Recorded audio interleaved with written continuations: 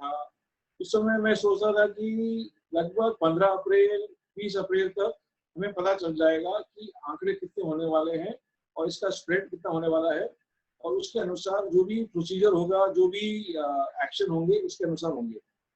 परंतु मैं बिना मेरे मेरे सोच से बाहर, मैंने जिस प्रकार लॉकडाउन की घोषणा हुई और जो लॉकडाउन की अव्यवस्था बनी पूरे देश भर में, स्पेशली जो श्रमिक माइग्रेंट लेबर को लेकर, और पूरा मैंने 5 हफ्ता तो उसी में लग गया कि वो लोग भाग रहे हैं, कर रहे हैं।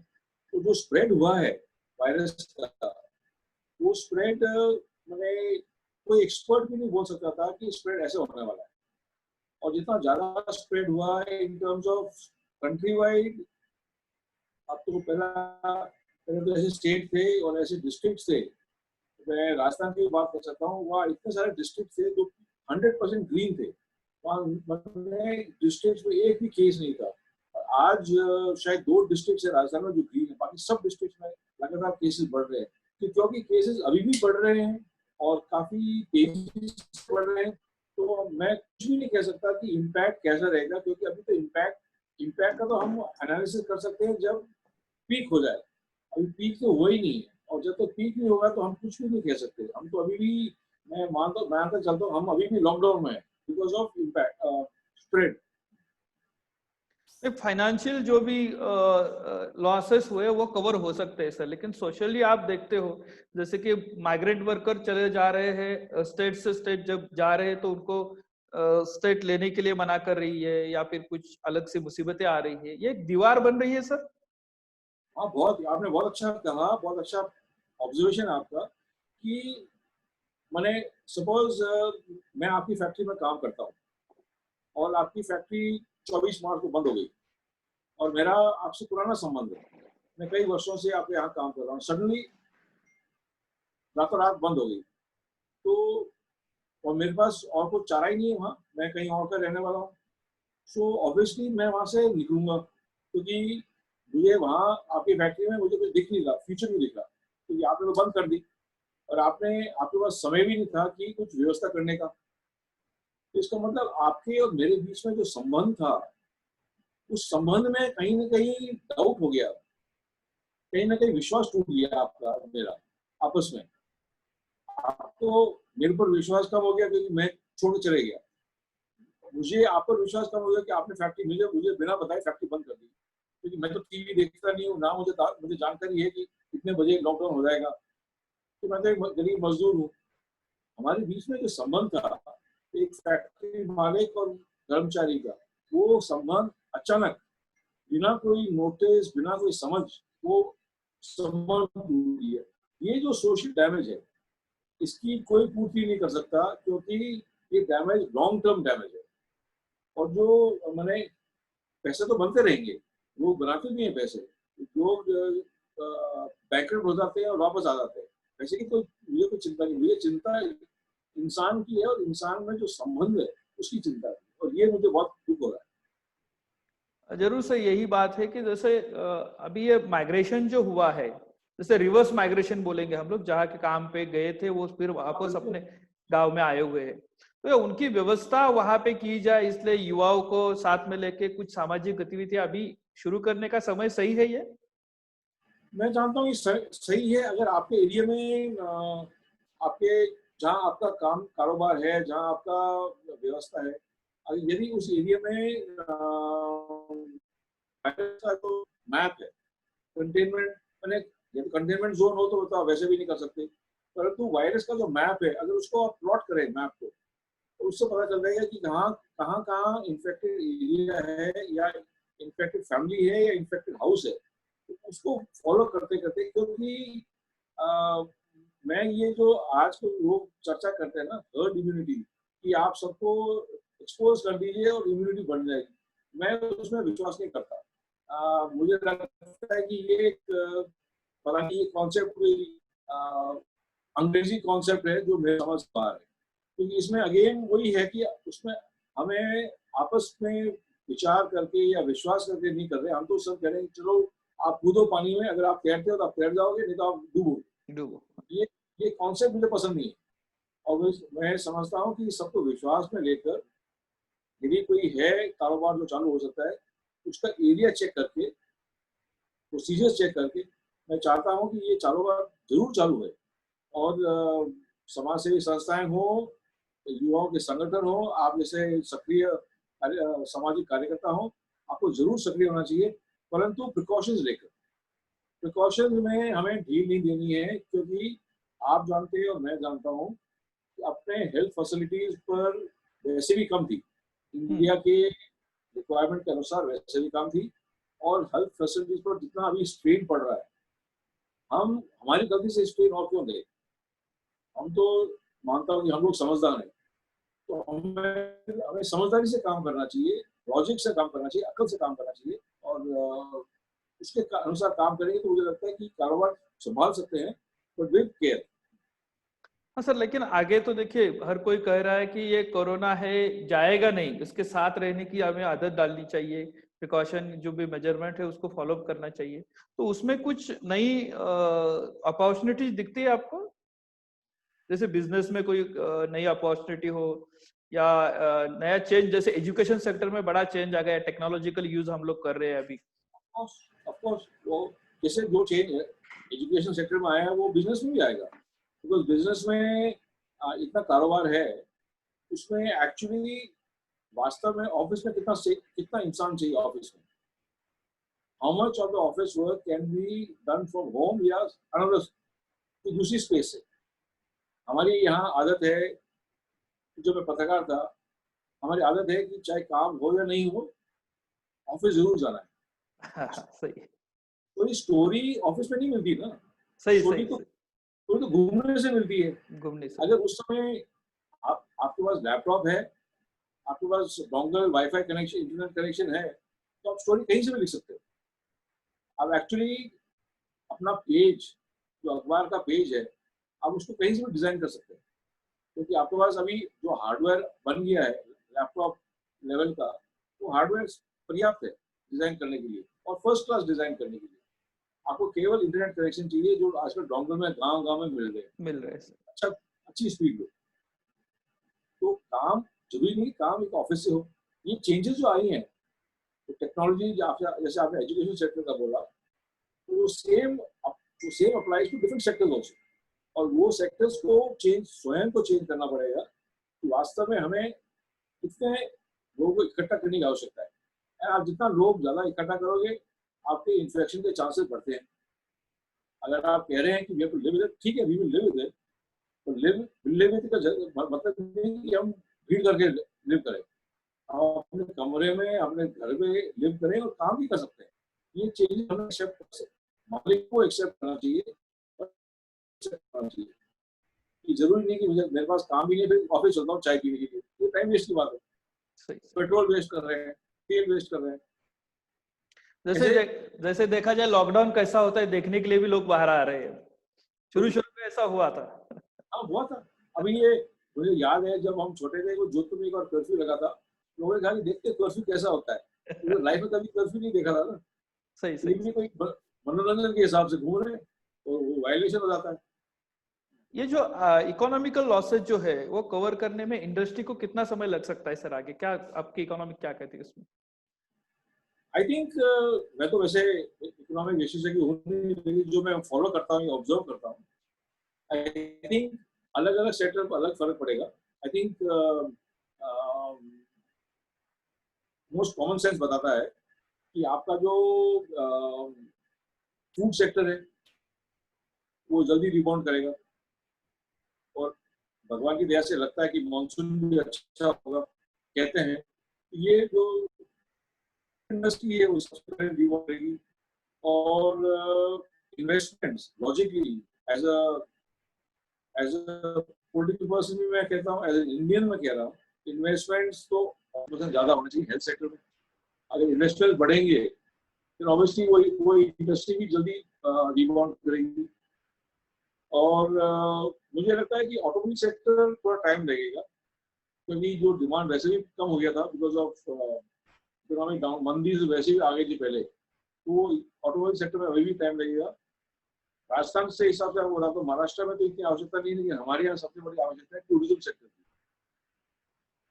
तो जब तक टूरिज्म लास्ट में आएगा, तो टूरिज्म सेक्टर में जो डैमेज हुआ है वो लास्ट में रिपेयर होगा, क्योंकि वो सिर्फ इंडिया से कनेक्टेड नहीं है, पूरा वर्ल्ड से कनेक्टेड है। और हमारे टूरिज्म में, राजस्थान टूरिज्म में या केरला में भी देखें, टूरिस्ट जो विदेश से आते हैं ना, उनका इंडिया में वापस आना जाना मुझे लगता है कि बहुत टाइम लगेगा। और जब तक वास्तव में अगर आप देखें लॉजिकली, जब तक vaccine, trial tested vaccine market में नहीं आए और अवेलेबल नहीं हो और लोग वैक्सीन लेकर नहीं, साथ विश्वास नहीं आ रहा लोगों को, तब तक मुझे लगता है कि कई ऐसे सेक्टर हैं जो टाइम लगेगा, टूरिज्म विशेषकर। जैसे टूरिज्म तक आके आप रुक गए, मैं चाहता था, मुझे लगता था आप खेल तक आएंगे सर, कि क्रीड़ा सेक्टर का जो है, जो आपकी एक और पहले जिस पे आप काम करते हो, उसमें जो, जैसे मैं फुटबॉल से जुड़ा हुआ हूँ, सो मैं उसको अभी काउंट नहीं कर रहा, क्योंकि वो तो एक पैशन है, मैं उसको इंडस्ट्री पैशन है, लेकिन ऑफ कोर्स वो बिजनेस से कनेक्टेड है। और ग्लोबली जो फुटबॉल इंडस्ट्री है, वो ग्लोबली टेलीविजन से रेवेन्यू सबसे ज्यादा है। फुटबॉल इंडस्ट्री का रेवेन्यू सबसे ज्यादा टेलीविजन से है। उसके बाद मैच में टिकट बेचना, उसके बाद वो जर्सी खरीदना, ये सब आते हैं, क्योंकि सबसे ज्यादा रेवेन्यू टेलीविजन से है। और टेलीविजन के ऑप्शन अब बढ़ गए। अभी जो यूरोप में जो मैचेस वापस चालू हुए हैं, शायद एशिया में अभी तक वियतनाम में वापस चालू हुआ है, बाकी जगह शायद नहीं हुआ है, मैंने क्राउड को लेकर। और यूरोप में वापस चालू हुए हैं, तो जर्मनी में चालू हुए हैं और चालू होने वाले, पर विदाउट स्पेक्टेटर्स। ये नया खेल है। अब मैच को बिना स्पेक्टेटर से देखना, ये भी एक लोगों के जीवन में पहली बार हो रहा है। सो स्टेडियम खाली है, लेकिन मैच चल रहा है। सो इसमें रेवेन्यू का जो मॉडल है वो टेलीविजन पर आधारित है, तो वो हमें देखना पड़ेगा। एंड टेलीविजन पर आधारित है, इसका मतलब आगे जाकर जब तक ये वायरस पर हम काबू नहीं करें, आगे जाकर वो टेलीविजन मॉडल मेरे स्मार्टफोन पे होना चाहिए। नया कोई प्रोग्राम, जैसे आज हम जिस टेक्नोलॉजी से हम कर रहे हैं, कोई ऐसी नई टेक्नोलॉजी या नया प्लेटफॉर्म आना चाहिए, तो मुझे सिर्फ मेरा सब्सक्रिप्शन उस टेलीविजन चैनल से नहीं हो, बल्कि डायरेक्ट सब्सक्रिप्शन हो उस क्लब से, उनका टेलीकास्ट मैं ले सकता हूँ। ऐसा कुछ नया माध्यम सोचेंगे तो जरूर ये स्पोर्ट्स इंडस्ट्री जल्दी पिकअप करेगी in terms of revenue. Sir बहुत साल पहले से हम लोग ऐसा सिर्फ सोच रहे थे, देख रहे थे, या बातें चल रही थी कि हो सकता है आगे जाके ऐसा अटैक हो जिसमें सैनिकों की जरूरत ना पड़े, लेकिन अंदर तक फैल जाए, जैसे ये कोरोना का पहला हम देख रहे हैं। जैसे आप कर्नल है, देश की रक्षा के लिए आपने काम किया हुआ है, पॉलिसी आप जानते हैं, ये युद्ध कैसे लगता है आपको? मतलब आपने जो बॉर्डर पे लड़े हुए युद्ध है और ये, इसमें क्या फर्क देखते हैं आप? इसको मैं बॉर्डर का युद्ध तो नहीं मानूंगा, इसको मैं एक मानूंगा कि एक अलग टाइप का आतंकवादी हमला। क्योंकि आतंकवादी हमला भी ऐसा होता है कि जो अपने गांव में हो सकता है, आतंकवादी गांव में आ सकता है हमारे जानकारी के बिना, क्योंकि आतंकवादी की कोई वर्दी नहीं होती ना। हाँ। शक्ल से भी कोई फर्क नहीं लगता और वर्दी भी नहीं होती, वो तो पैंट शर्ट में घूमते हैं, जीन्स टी शर्ट में घूमते हैं, आ सकते हैं जीन्स टी शर्ट में। तो ये वायरस में तो जीन्स टी शर्ट पहने हुआ आता है, पता नहीं किसके पास इन्फेक्टेड हो, कोई इन्फेक्टेड पर्सन क्या पहना हुआ है। और उस प्रकार के जैसे आतंकवादी चुपचाप अपने एरिया में आते हैं अटैक करने की, आतंकवादी टाइप का है। परंतु इसमें कमी हमारी है, व्यवस्था की कमी है, क्योंकि हमें पता है कि इसका ट्रांसमिशन किस प्रकार से होता है, हमें पता है कि कैरियर किस टाइप का होता है, हमें पता है कि एजेंट किस टाइप का होता है। तो वो सावधानी हमें पहले से रखनी थी इंडिया में, क्योंकि इंडिया जिस प्रकार देश जैसे है, भौगोलिक दृष्टि से देखें, इंडिया में प्रवेश करने का एक ही तरीका था, वो फ्लाइट से। बिना फ्लाइट कोरोना वायरस इंडिया में आ नहीं सकता था। जैसे अभी आप जैसे आगे जैसे आप मुद्दे पर आ रहे हैं, जैसे कि सरकार की जो नीतियां बनी या जो भी डिसीजन बनता गया, उसे देर लगी, ऐसा लगता है आपको डिसीजन लेने में? डिसीजन लेने में देर नहीं लगी। मुझे लगता है कि अटेंशन जो था ना, ध्यान जो था, वो कहीं और था सरकार का। हाँ क्योंकि मैंने ये कोई नई बात नहीं है, ये कोई नया साइंस नहीं है। ये तो आपको सामान्य डॉक्टर, जैसे अभी मैं जोधपुर में बैठा हूँ, जोधपुर में आपको 1000 डॉक्टर मिलेंगे जो आपको, मुझे बता सकते थे, आपको बता सकते थे कि वायरस कैसे आता है, वायरस शरीर में कैसा आता है, वायरस का ट्रांसमिशन कैसे होता है। वो तो आपको, मैंने आपको तो विशेषज्ञ नहीं चाहिए, जो प्रैक्टिसिंग डॉक्टर बता देंगे कि वायरस का ट्रांसमिशन इस प्रकार होता है। तो ट्रांसमिशन इस प्रकार होता है, तो ट्रांसमिशन रोकने के लिए आपको क्या कदम उठाने हैं, वो तो आपको कोई भी बता सकता था, भले any logical practicing medical person आपको बता सकते थे। तो जब वो लॉजिकल क्वेश्चन यही है, या लॉजिकल स्टेप यही है, तो स्टेप पहले से ही लगाना था। अब स्टेप लगाया नहीं, आपका ध्यान कहीं और था, और उसके कारण जो देरी हुई। और अभी मैं तो वही, मैंने आपको पहले कहा, मैं ना मेडिकल विशेषज्ञ हूँ। जिस दिन 24 मार्च को लॉकडाउन की घोषणा हुई, उस दिन 540 केसेस थे। आज 7 तारीख है, 7 तारीख है। 7 तारीख, हाँ और हम 2.5 लाख के नजदीक जा रहे हैं। सही।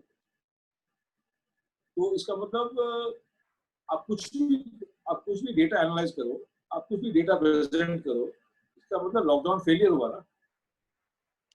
सर अगर लॉकडाउन अगर देखा जाए कि ये प्रिपरेशन के लिया हुआ समय, ऐसा ही बात कर सकते सर, कि ये भी नहीं हो सकता? हाँ जी, लॉकडाउन की वजह से सिर्फ सरकार को अपनी जो मेडिकल इंफ्रास्ट्रक्चर था वो डेवलप करने के लिए थोड़ा समय निकालने के लिए किया, ऐसा हो सकता है?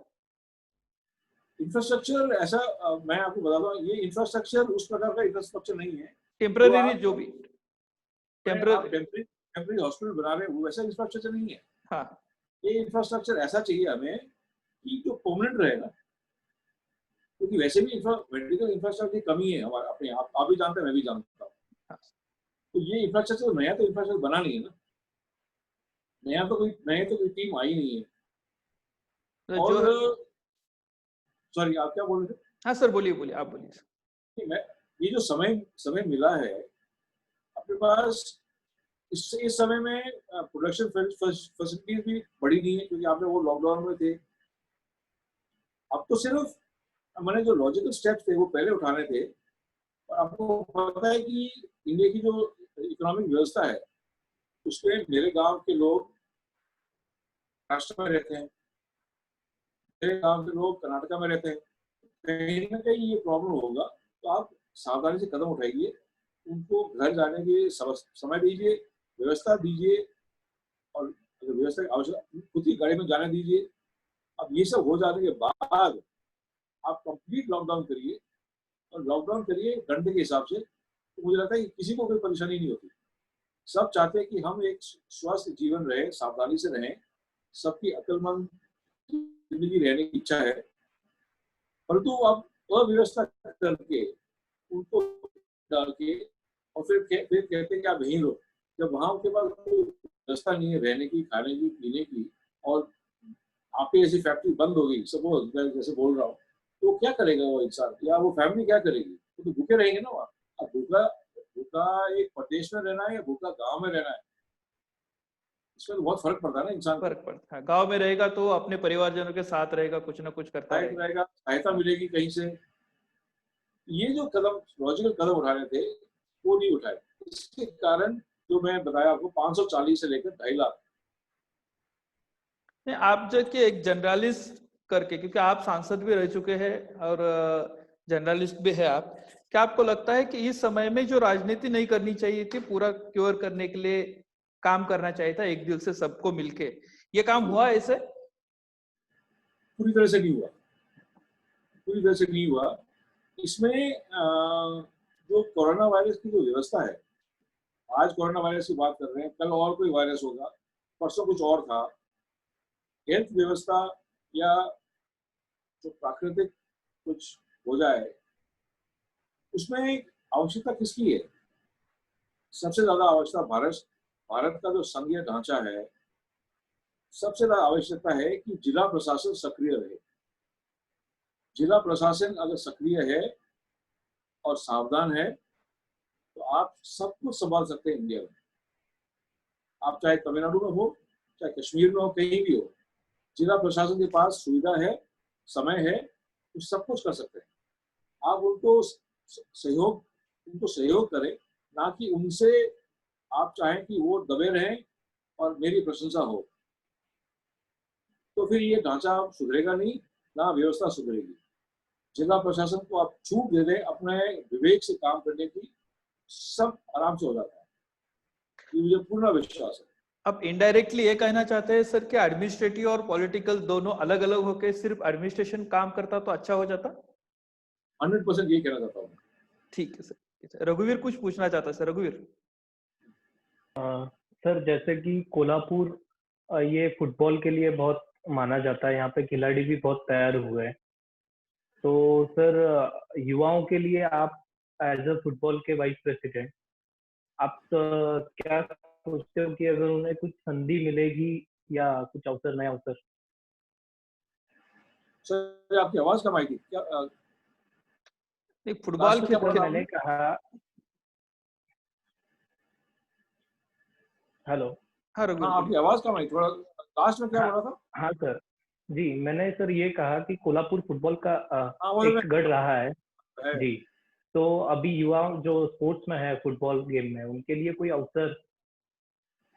वैसे आप देखिए कि पूरे इंडिया में मुझे लगता है कि सबसे जो जिले, जैसे अभी जिला की हम बात कर रहे थे, डिस्ट्रिक्ट की बात कर रहे थे, जो जिला प्रशासन काम करे, वैसे जो मुझे जानकारी है, कोल्हापुर डिस्ट्रिक्ट में जो लीग है वो मुझे लगता है अन्य डिस्ट्रिक्ट से सबसे बेहतर है। और कोल्हापुर में गर्ल विमेंस की लीग भी है, उसके बारे में देखा नहीं है, पढ़ा है, लेकिन मैं जानता हूँ कि कोल्हापुर में विमेंस की लीग भी है, मेंस लीग है, तो व्यवस्था है। हमें प्रॉब्लम यहाँ है इंडिया में कि फुटबॉल के लिए इंफ्रास्ट्रक्चर की कमी है। तो वो जो ग्राउंड पर हम खेलेंगे गांव में, तो उस ग्राउंड पर कल परेड होगी, उस ग्राउंड पर कुछ और खेलेंगे।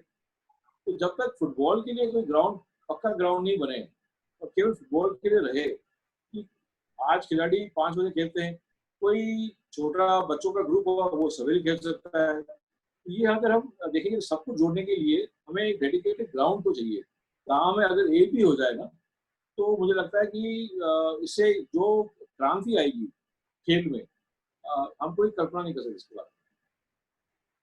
मेन प्रॉब्लम इंफ्रास्ट्रक्चर का ही, खिलाड़ी बहुत है।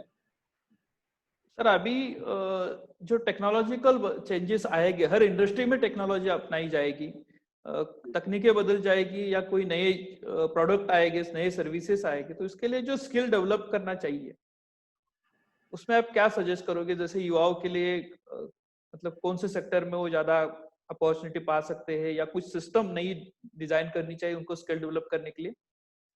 पर्याप्त अभी सुविधा है? मुझे लगता है सुविधा इतनी नहीं है जितनी होनी चाहिए।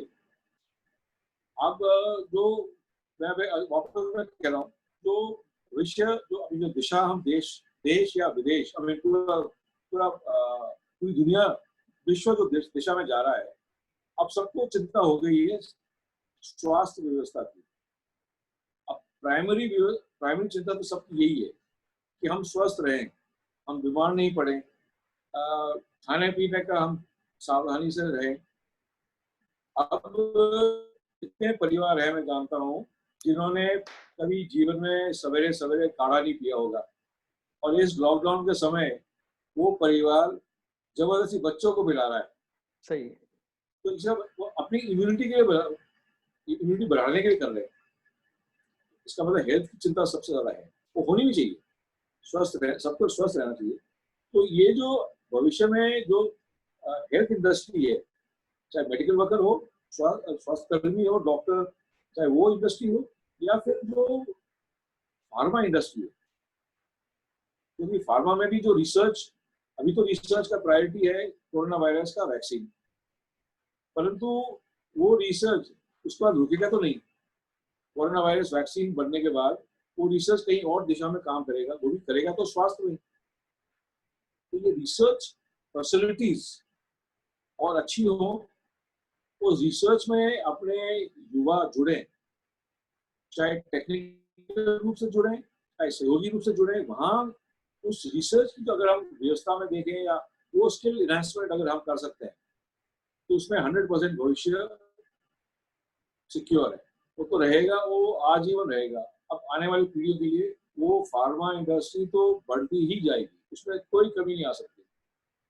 पेट्रोलियम इंडस्ट्री जिस पर हम रह रहे हैं वो कम हो सकता है, लेकिन फार्मा कभी कम नहीं होगी।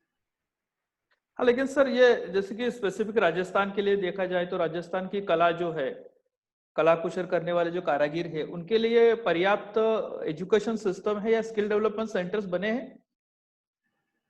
नहीं, इसमें देखिए कोई तो ऐसी कला है जो विरासत से आती है, अपने परिवार में रहती है, परिवार में ही बच्चे बड़े होते हैं उस कला से सीख सीख के। तो उस कला को रुचि लेने वाले, उस परिवार से बाहर रुचि लेने वाले कम होते हैं।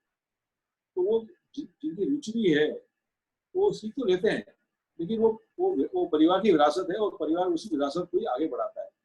परंतु वो कला भी आगे आगे कैसे बढ़ती है? पहले जो राज करते थे, चाहे राजा महाराजा या जागीरदार, वो उस कला को आगे बढ़ाते थे, उसको प्रोत्साहन देते थे। आज कला का सबसे बड़ा प्रोत्साहन का जो माध्यम है, साधन है, वो है पर्यटन इंडस्ट्री। और पर्यटन इंडस्ट्री के कारण ये कई ऐसी कलाएं हैं राजस्थान में जो वापस रिवाइव हुई है। और जैसे पर्यटन से जुड़ा हुआ ये है जो जयपुर जो इंडिया का सबसे बड़ा एक्सपोर्ट केंद्र है ज्वेलरी का। अब वो लोग आने जाने से कारण जयपुर की ज्वेलरी फेमस हो गई। वहाँ वो जो वहाँ के रहने वाले हैं, उन्होंने इसको इतना स्पेशलाइज बना दिया, तो वो कला जीवित है। उसको आगे बढ़ाने के लिए तब तक ये इंडस्ट्री वापस से खुलेगी। तो मैं इसलिए मुझे चिंता है कि इसमें ये टूरिज्म इंडस्ट्री, ये ज्वेलरी वाली इंडस्ट्री, इसमें लोग रोजगार इतना मिलता है, इतने हजारों लोग जुड़े हुए हैं। टैक्सी ड्राइवर से लेकर वो सोनार में जो बैठता है वहाँ पढ़ाई करता है, इतने हजारों लोग जुड़े हुए हैं। उनको वापस एक्टिव करने के लिए सबसे आवश्यकता यही है। हर सेक्टर में कुछ ना कुछ चेंजेस आएंगे सर। क्या लगता है इसके बाद में राजनीति में कुछ चेंजेस होंगे? युवाओं का कुछ मतलब, जैसे युवा नाराज है, जैसे देखता है कि क्या अभी चल रहा है, चलने दो, उधर जाना नहीं है, कुछ सोचता है। क्या सिचुएशन लगती है आपको? मतलब कोविड-19 का कुछ इफेक्ट होगा उस पर?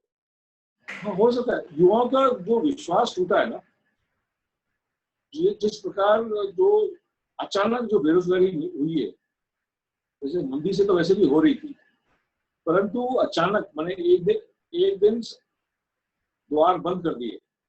उस प्रकार की जो बेरोजगारी आई है देश में, उससे युवाओं का मनोबल घटा है, उनका विश्वास टूटा है। टूटा है, किससे टूटा है? टूटा है कि ये जो भारत की जो अर्थव्यवस्था है उससे टूटा है, उससे जुड़ा हुआ भारत के जो राजनेता है उनसे टूटा हुआ है। उन्होंने हमें सावधानी से, उन्होंने हमें संभाला नहीं, उन्होंने हमें एकदम पटक दिया कि आप जाओ अपना काम जानो। ये जो विश्वास टूटा है, इसको मैं शुरू में भी आपको यही कहा था, ये विश्वास वापस जोड़ने की आवश्यकता है। और ये जुड़ सकता है जब सोचने वाले राजनेता और इंडस्ट्री वाले, समाज सेवी संस्थाएं, एनजीओ, अन्य जो संस्थाएं, ये जुड़कर भारत को वापस विश्वास में लेकर कि हर दिशा में हमें विश्वास जुड़ता रहे, वो जब तक वो नहीं होगा ये युवाओं का मनोबल वापस नहीं बनेगा। सर अभी आपने जो बताया कि विश्वास टूटा है तो जुड़ने में टाइम लगेगा, या जो कोई उनको विश्वास दे सकेगा कि चलो कुछ अच्छा करते हैं तो सब उनके पास में आएंगे, साथ आए, या कुछ बदलाव आ सकता है। सर आपके सेक्टर अलग अलग है वर्किंग के, जैसे एज ए कर्नल आपने काम किया, स्पोर्ट्स पर्सन करके ऑल इंडिया हॉकी के वाइस प्रेसिडेंट है, अभी आप जर्नलिज्म किया है आपने, और पॉलिटिक्स में हो। आप इस पूरे सेक्टर में रुचि रखते हो, इसमें सबसे अच्छा रुचि ज्यादा आपको पसंद है, वैसा सेक्टर कुछ बता सकते हैं? वैसे बचपन से मेरी सबसे ज्यादा रुचि फुटबॉल में रही है। तो मैं वो कहूँगा, मैं उत्तर में तो यही दूंगा कि मेरे रुचि उसमें है, क्योंकि वो मेरे तो मैंने फिटनेस और मनोरंजन दोनों इसमें जुड़े हुए हैं, तो वो तो कहूँगा कि वो सबसे ज़्यादा है। परंतु अब मैं पॉलिटिकल फील्ड में हूँ, लोगों के अभी तो अधिकतम तो फ़ोन उठाना, कई कल परसों मैं घूम रहा था, मिलना, तो उनके जो विचार हैं, उनकी जो दुविधा है, उसको दूर उसको दूर करना तो अपना धर्म ही है, वो तो है ही है। परंतु आप में एक मैंने अगर इच्छा होती, इच्छा तो है, लेकिन अगर संभव होता तो मैं दोबारा वर्दी पहन लेता। वो संभव नहीं है कि वो समय हो गया। तो और मैं लेख अभी भी लिखता हूँ, अभी मैं फ्रीलांस अभी भी लिखता हूँ। कल परसों में ये भारत चीन पर जो चल रहा है लद्दाख में, उसके बारे में लिखूंगा। तो मैं एक्टिव, अब मैंने हर दिशा में एक्टिव तो रहता हूँ, जुड़ा हुआ हूँ। ये नहीं तो कह नहीं सकता कि ये ज्यादा है, जो सबके साथ में जैसे इंटरेस्ट है वैसे बना के रखा हुआ है आपने वैसे सर। क्या हुआ है, हाँ इसलिए सर। दिमाग चलता रहता है। हाँ सर, हाँ जरूर सर। सर एक दो चीजें मैं बताना चाहूंगा आपको कि जैन फाउंडेशन के नाम से हम लोग यहाँ पे काम करते हैं। ये जो अच्छाई का अभियान शुरू किया है जी, अपने परराष्ट्र व्यवहार सचिव डॉक्टर ज्ञानेश्वर मुले सर, उन्होंने इसको इनिशिएट किया हुआ है। अभी वो ह्यूमन राइट्स कमीशन के मेंबर भी है, नेशनल ह्यूमन राइट्स कमीशन के मेंबर। और उनका ये कहना है कि हर सेक्टर में अच्छा काम करने वाले सब लोगों को एक प्लेटफॉर्म में लाके कुछ अच्छाई की मूवमेंट चलाई जाए, जैसे कि आज ये अपनी बातचीत चल रही है उसमें से। जी, जी, तो एक जैन फाउंडेशन काम करता है, नेशनल लेवल पे काम करता है। जो भी शहीद होता है बॉर्डर पे, जवान शहीद होता है, तो उसके फैमिली के जो इश्यूज है वो सॉल्व करने के लिए काम करता है जी। सर। नेशनल लेवल पे काम करता है। बहुत हम अच्छी लोग बात है। हम लोग ऐसे हर सेक्टर में से, जैसे हमारा ऊर्जा फाउंडेशन काम करता है कि महिलाओं के लिए रोजगार आए, उनको स्किल डेवलप किया जाए, ऐसे काम कर रहे हैं। हम लोग चाहते हैं कि जैसे आपको सुनने वाले बहुत से श्रोते हैं, जो आप पे प्यार करने वाले बहुत से लोग हैं, अभी ऑनलाइन है, देख रहे हैं सब लोग, कि अच्छाई के अभियान में जुड़ने के लिए आप लोगों को थोड़ा सा अपील करेंगे तो अच्छा रहेगा सर। जी, बिल्कुल, मुझे तो बहुत प्रसन्नता हुई सुनने की, आपने जो विस्तार में जो बताया। अ, और ये अभियान केवल कोई क्षेत्र क्षेत्र के हिसाब से नहीं है, ना कोई एक व्यवस्था के हिसाब से है, ये अभियान तो राष्ट्र हित में है। और मैं वैसे भी जिस परिवार से हूँ, या जो हम जहाँ से हूँ, जो क्षेत्र से हूँ, हम वैसे भी हमारा बचपन से सैनिकों के लिए सम्मान, वो तो हमारे रग रग में है। इसलिए आपने जो बताया वो इन परिवारों के लिए, सैनिकों के परिवारों के लिए जो आप करते हैं, उनके कोई कमियां हो या उनके भविष्य के लिए जो आप करते हैं, उसमें ये अभियान सक्रिय है, आप सक्रिय है। मुझे उसके बारे में सुन के बहुत प्रसन्नता हुई, और मैं चाहता हूँ कि अपने जो युवा इस अभियान से जुड़े, केवल एक दिशा में नहीं जुड़े, अभियान तो हर दिशा में आवश्यकता है। पूरे देश भर में कहीं अधिक, किसी की एक व्यवस्था की अधिक आवश्यकता है, किसी एक दूसरे क्षेत्र में कहीं और ज्यादा आवश्यकता है। तो इस अभियान जो अच्छाई का अभियान है, वो देश की अच्छाई के लिए है, और मैं चाहता हूँ कि हम सब इससे जुड़े, और जहाँ भी हम समय दे सकते हैं, हम कहीं मार्गदर्शन दे सकते हैं, हम उस अभियान को बढ़ाने के लिए कुछ सहयोग दे सकते हैं, हम अपनी क्षमता के अनुसार हमें देना चाहिए, चाहे समय हो या जो क्षमता हो। Thank you sir. मैं रघुवर से बोलूंगा कि उन्होंने जो ज्ञानेश्वर मुले फाउंडेशन का एक दो अडॉप्ट करके जो विलेज में काम किया है, उसके बारे में थोड़ी सी जानकारी दे तो अच्छा। जी सर, हमारा एक फाउंडेशन है डॉक्टर ज्ञानेश्वर मुले फाउंडेशन करके, जो कोल्हापुर में पिछले बार फ्लड आया था, आपने देखा होगा टीवी में कि बहुत महाप्रलय आया था। तो उसके लिए ये फाउंडेशन काम कर रही है। हमने 2 विलेज अडॉप्ट किए हैं, और सर का सपना है कि वो विलेज रीडेवलपमेंट हो, और ऐसे डेवलपमेंट हो कि महाराष्ट्र में उनके नाम आए बार बार, कि स्मार्ट विलेज इस कंसेप्ट पे उनके नाम आए। तो सर हम लोग उस पर अभी बहुत काम कर रहे हैं धीरे धीरे। जैसे हमने स्टार्टिंग में स्कूल फीस दी थी, लेडीज के लिए हमने एक नजराना फाउंडेशन निकाल के महिलाओं को सर के माध्यम से, और हमारे एक डॉक्टर ज्योति बड़े मैडम है, उनके माध्यम से महिलाओं को रोजगार कैसे मिले, ये कार्यक्रम भी कर रहे हैं। तो ऐसे बहुत सारी चीजें सर हम कर रहे हैं। और वहाँ के खिलाड़ी भी है बहुत सारे, जो ऐसे हर क्षेत्र में उनकी इच्छा है। तो सर अभी मैं जब लाइव देख रहा था तो उस पर ऐसे प्रश्न आ रहे कि ये रिस्टार्ट कब होंगे सारे खेल, तो उसके बारे में अगर आप कुछ बता सके तो प्लीज।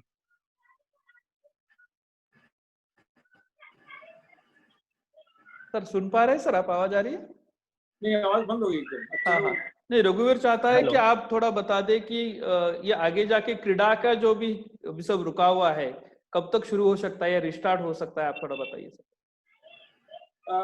रीस्टार्ट तो आज के अनुसार तो मैं नहीं कह सकता। मुझे लगता है कि अभी तो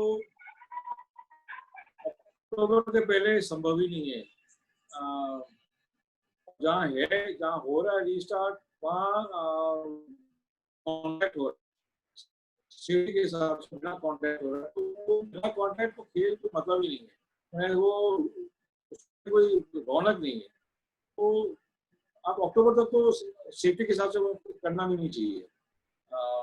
सावधानी रखनी बहुत जरूरी है, और जल्दबाजी करने से लॉन्ग टर्म नुकसान हो, मैं नहीं चाहता कि अच्छा हम ऐसा कुछ।